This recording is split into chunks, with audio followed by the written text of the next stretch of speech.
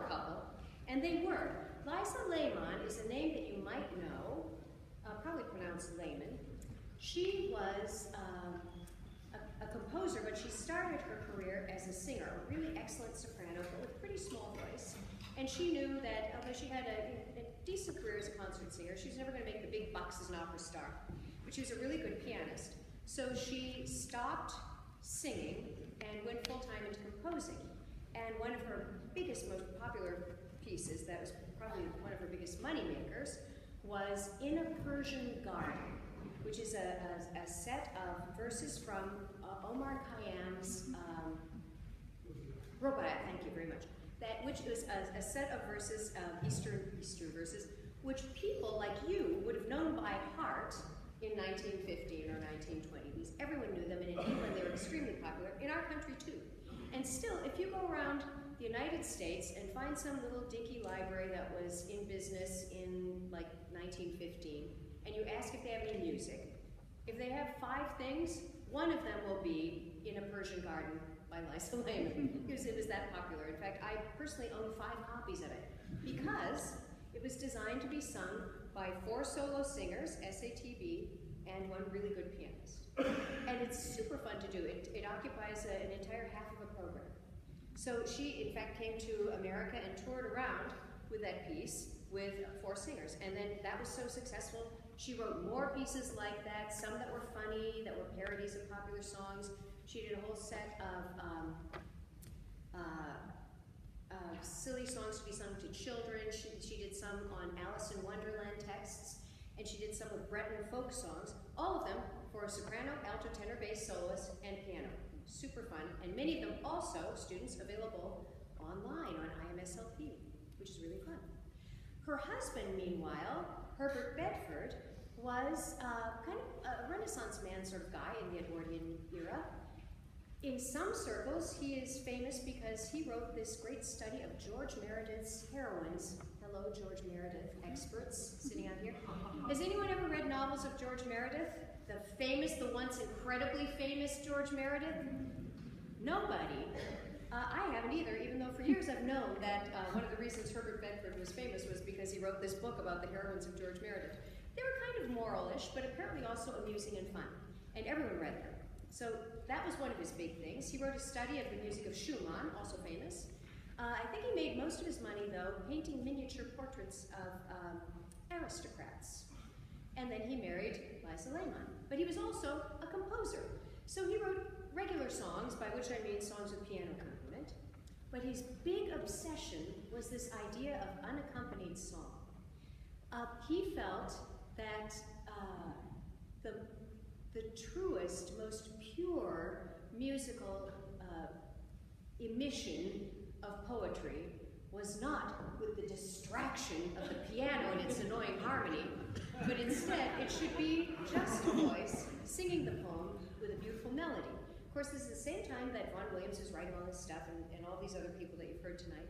So his music sounds very Vaughan Williams-y, but minus the harmony. Except, as you will hear, my guess is that you will hear all the harmony behind it, which is part of the fun of it. It's kind of like the opposite of music minus 1, if you know what that is, where you can get like the accompaniment of the piece that you're supposed to play, you know, your clarinet concerto, and then you play along with it. This is like music for the 1 minus the harmony, so that's for your imagination. One of the cool things about it was, he did persuade a few of his friends to do some unaccompanied songs, so a few of them exist, and I think I have all of them that are listed on this cover here. I have all of Bedford's and these Felix White things. He's a composer still known a little bit. Gerard Williams, not that well known. Eugene Bonner, not that well known. Frederick Austin, not that well known, but he wrote a couple of kind of barn burner sort of baritone numbers. And Harry Fargent, Morning is Broken. Anyone heard of that? It was his tune. His sister wrote the words for that. He was a big piano method composer. But what I want to do for you tonight are 3 of these little songs. You can see how strange they are. Each song is on its own individual page, and I can stay there. They're phrase by phrase. So each phrase just is on its own little line like that. See how clean and uncluttered it is without the irritant of the piano? So you will now now hear three of these great songs. The first is Lorenzo to... Well, in fact, I guess I will say their titles as I perform them, because that's what he insisted was the correct way to perform these. Now you want me. Yeah.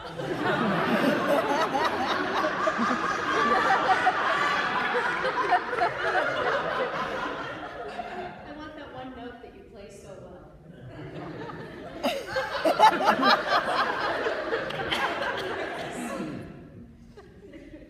Well, that's a professional. These are lines from The Merchant of Venice. How sweet the moonlight sleeps upon this bank. Here will we sit, here will we sit, and let the sounds of music creep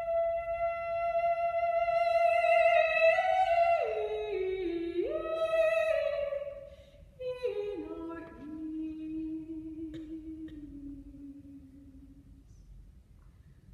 Soft stillness, and the night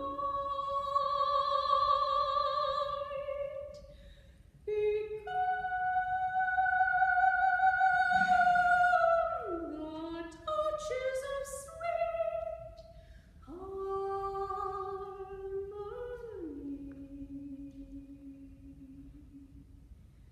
Become the touches of sweet harmony.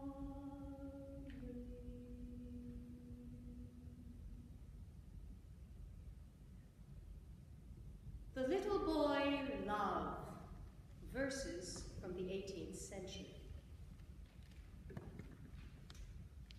Love was once a little boy, hey-ho, then was sweet with him to toy,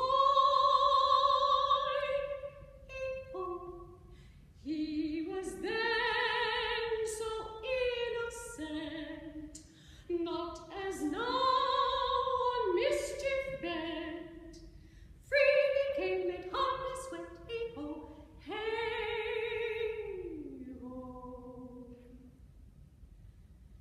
Love, they say, is growing old, hey-ho. Half his life's already told, hey-ho. When he's dead and buried too, what shall we poor maidens do? I'm sure I cannot tell, can you?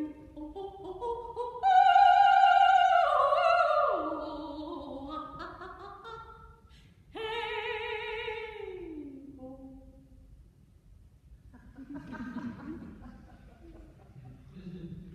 A Wishes for the Clods of Heaven, poem by William Butler Yeats.